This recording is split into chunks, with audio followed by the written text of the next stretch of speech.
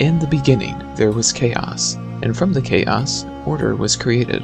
But who brought order to this chaos? According to the ancient Mesopotamians, it was Marduk. After 6 generations of gods, Marduk split Tiamat in two and separated the earth from the heavens, and so was laid out the whole of creation. And Marduk said, "Let us make man in our image," and after so doing, Marduk, the 7th god, rested.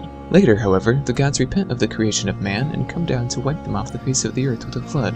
But one man, Utnapishtim, and his family are spared their lives after having been warned to build a great boat. They take with them 2 of every kind of animal, and when the floodwaters finally recede, they send out a raven and a dove to find land. And so mankind found favor in the eyes of the gods once again, and order was restored from chaos. The people who would later become the nation of Israel would have known these stories well. They were, after all, Mesopotamians themselves. However, something happened that caused these people to see themselves, the divine, and the world differently than they had before.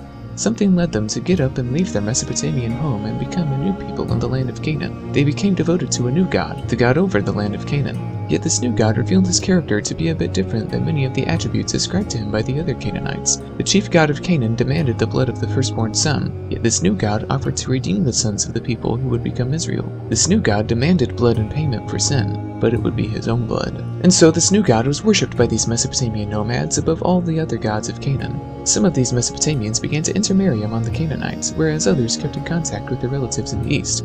And new nations and people began to be created: Ishmaelites, Ammonites, Moabites, Edomites, Amalekites, Israelites. But along came famine and drought, and these new people in their new land heard of the prosperity of the Egyptians, and they went back and forth between Canaan and Egypt in order to survive, and they became wealthy off of the Egyptians, until eventually the people of Canaan took control over Egypt. However, the Egyptians took back their kingdom and caused the Canaanites to work for them as slaves and mercenaries, and so the people who would form the nation of Israel became familiar with the ways of Egypt and with the Egyptian gods, because the Egyptian gods were more powerful than the god of Canaan. But everything changed when Moses came along. He claimed to have met the god of Canaan, and that the god of Canaan had revealed his name to him, Yahweh, and Yahweh would free his people from the hands of the Egyptians and destroy their gods with plague and disaster. He would take back the land of Canaan from the Egyptians and establish the Israelite tribes as his people, who would show the entire world the power of their God, and he would fulfill his promise to redeem their children. Up until this point, the stories that would later make up the Bible were preserved only as part of the oral tradition. The creation and flood stories of Mesopotamia were told and retold to fit the theology of the chief god over all the gods of Canaan, Yahweh.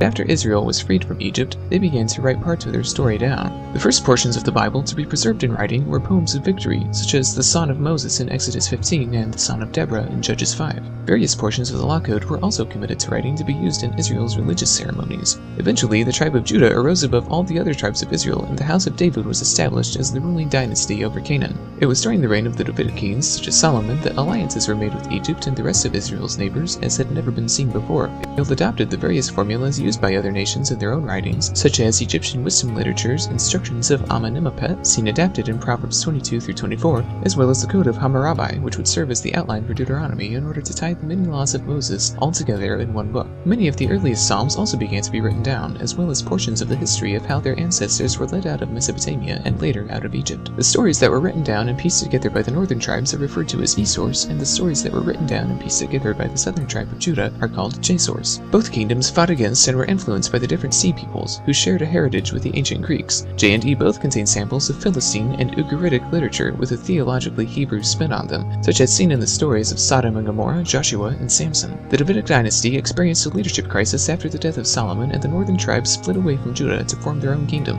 During this time of monarchy, prophets began to arise and commit their oracles to writing. The first book of the Bible to reach its final form was the book of the prophet Amos, followed soon after by the book of the prophet Hosea. Hosea and Amos both preached in the north.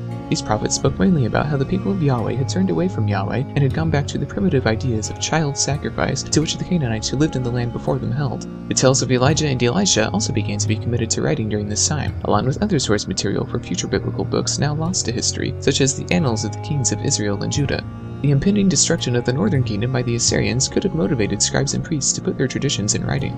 The prophet Isaiah lived in the south during the time that the north was being destroyed. Much of his Zionist theology is centered on these events. Many of his oracles were likely written down by his disciples during his lifetime. As the northern kingdom of Israel was being destroyed, many people would have fled south to Judah and brought their narrative texts and traditions with them. It was at some point during this time that J-source and E-source were combined to form one cohesive narrative.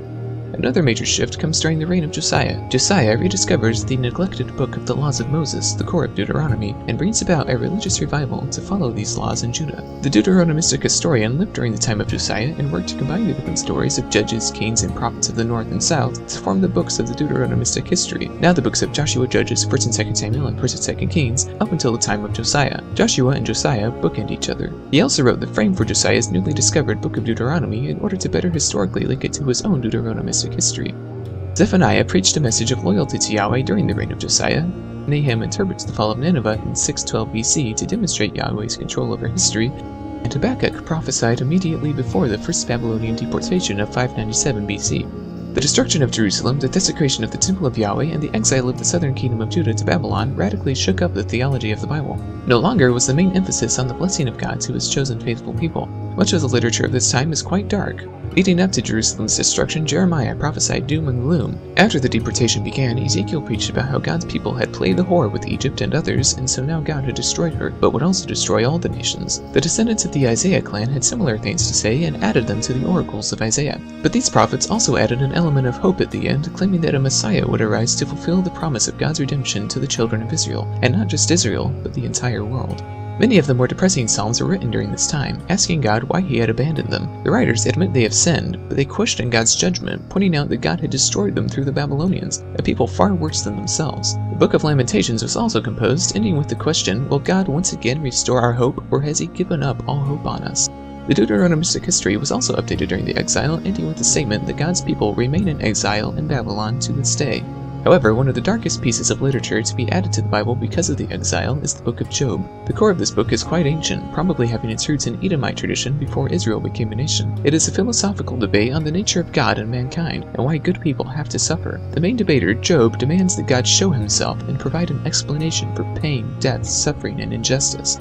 In the end, God does show himself, but does not give Job the answer he was looking for, instead telling him that he is incapable of beginning to understand the answers to his questions. Another great shift occurred when the Persian Empire under Cyrus took over the Babylonian Empire. Cyrus issued a decree that the Jews could return to their own land, and so many of them returned. Isaiah's clan was still at work during this time and added their final installment to the book of Isaiah, mentioning Cyrus by name and ending their book with a vision of a new heavens and a new earth. Hope had been restored, but the Jews were still recovering from an identity crisis and were beginning to experience another one. They didn't know who they were anymore. They didn't know how to worship their God or how to interpret his promises anymore after he had let them be destroyed. So along came people like Ezra and Nehemiah. Nehemiah rebuilt the walls of Jerusalem, and Ezra rebuilt Jerusalem's theology. Ezra reintroduced the laws of Moses to the people, and is possibly the one who combined the various law traditions, the book of Deuteronomy, and the narratives of J&E into their final Torah form. Many people think he also wrote the books of 1st and 2nd Chronicles in order to retell the history of Israel from a new theological perspective. Ezra followed the letter of the law so strictly that he even ordered Jewish men to divorce their foreign wives. So it's not a big surprise that the book of Ruth became quite popular around this time, with one of the main points of the short story being that even Israel's greatest king, David, was a descendant of a Jewish man and a Moabite woman. The books of the prophets Haggai and Zechariah were also written around this time. These prophets encouraged the people to stop dragging their feet and rebuild Yahweh's temple so that things could get back to normal again. Books of Tobit and Esther were also quite popular during this time as they spoke of God looking out for his people as they continued to live in foreign lands.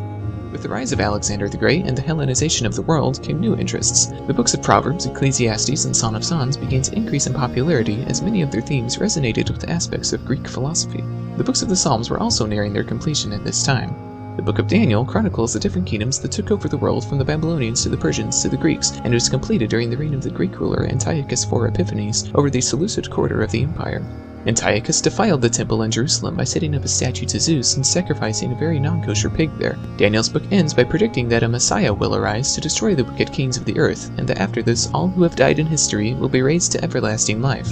The Maccabee brothers did rise up against their overlords and established an independent Jewish state that lasted for about 100 years, until of course the Romans showed up and took control over most of the world. It was during the time of the Romans that the Jewish canon of scripture was closed and made official. Many Jews were waiting in eager expectation for a Messiah to come and save them from the Romans, and to bring about the redemption God had promised to bring his people so long ago. It is in this setting that Jesus is born, and Jesus would claim to be that Messiah. But he claimed more than that. He said he was God in the flesh. The very God who led the ancestor of Israel, Abraham, out of Mesopotamia, the God who created order out of chaos, the God who revealed his name, Yahweh, to Moses, and the God who promised that he would pay for the sin of his people with his own blood and establish the kingdom of heaven on earth.